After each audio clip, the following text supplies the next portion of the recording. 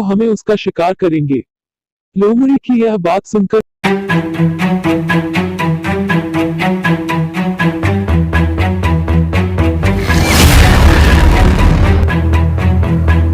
एक घने जंगल में एक पेड़ पर मुर्गा रहा करता था। वह रोज सुबह सूरज निकलने से पहले उठ जाता था। उठने के बाद वह जंगल में दाना पानी चुगने के लिए चला जाता था और शाम होने से पहले वापस लौट आता था। उसी जंगल में एक चालाक लोमड़ी भी रहती थी। वह रोज मुर्गे को देखती और सोचती, कितना बड़ा और बढ़िया मुर्गा है। अगर यह मेरे हाथ लग जाए तो कितना स्वादिष्ट भोजन बन सकता है। लेकिन मुर्गा कभी भी उस लोमड़ी के हाथ नहीं आता था। एक दिन मुर्गे को पकड़ने के लिए लोमड़ी ने एक तरकीब निकाली।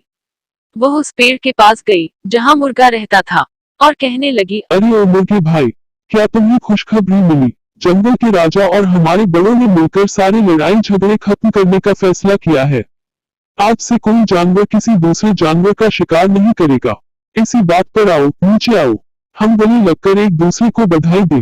लोमड़ी इस बात पर बहुत खुश हो रही थी कि मुर्गा अभी नीचे आएगा तो हमें उसका शिकार करेंगे। लोमड़ी की यह बात सुनकर मुर्गे ने मुस्कुराते हुए उसकी तरफ देखा और कहा, अरे वाह लोमड़ी बहन, ये तो बहुत अच्छी खबर है। पीछे देखो, शायद इसलिए हमसे मिलने हमारे कुछ और दोस्त भी आ रहे हैं। लोमड़ी ने हैरान होकर पूछा, दोस्त? कौन दोस्त? मुर्गे ने कहा, अरे वो शिकारी कुत्ते, वो भी अब हमारे दोस्त है ना।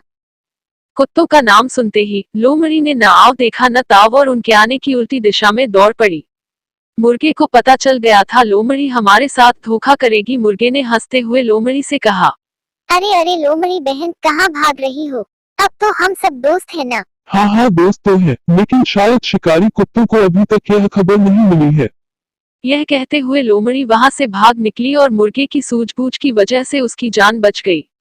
कहानी से सीखा बच्चों, चतुर मुर्गा और चालाक लोमड़ी की कहानी से हमें यह शिक्षा मिलती है कि किसी भी बात पर आसानी से विश्वास नहीं करना चाहिए, चाहे कोई अपना ही हो, और चालाक लोगों से हमेशा सावधान रहना चाहिए।